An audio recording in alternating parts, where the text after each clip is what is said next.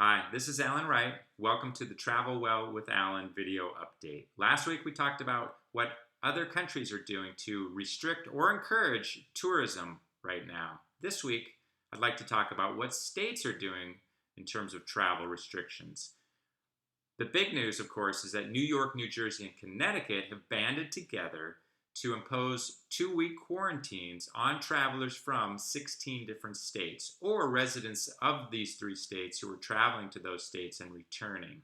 These are based on data, infection rates in those states, and are enforceable. This is a quarantine that's enforceable with a $10,000 fine if you're told to quarantine and you choose not to do so. It's going to be tough to enforce, but at the same time, it certainly is going to have its intended effect and reduce travel. The interesting thing, of course, is that Florida, back in March, imposed a similar quarantine on those same 3 states, which back then made sense. However, on June 5th, the Florida governor extended those quarantines, which seems to be really, at this point, more about politics than it does about health, since it's not based on any data. Other states are doing quarantines as well based on data. Vermont's a good example, but theirs is based on counties. And so they've got a list of 12 states in the Northeast. If you can drive to Vermont and you're from a county that has a low infection rate, you can come in without a quarantine.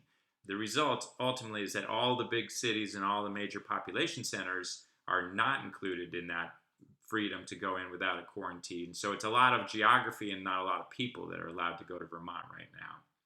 There are other states, Alaska, Hawaii, Rhode Island, and Maine, that have taken the approach of testing. If you can show a negative test result for the coronavirus, then you can enter. The problem with that, well, the tests aren't quite, it's not clear how accurate they are if you are asymptomatic and yet actually have the virus. So until we can get better tests that show that, it's not foolproof. However, it will certainly catch the people who who have symptoms or show up positive on the test. So that's a step in the right direction.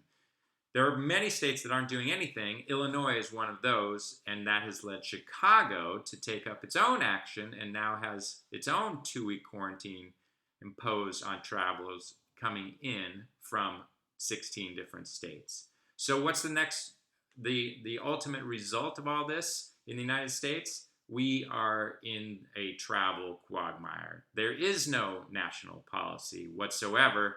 We have to deal with everything on a state-by-state, county-by-county, and city-by-city basis. So traveler beware is what it is. If you want to travel within the United States, you need to do the research and make sure you know what the restrictions are in your area, what they are, where you're going, and can you safely travel.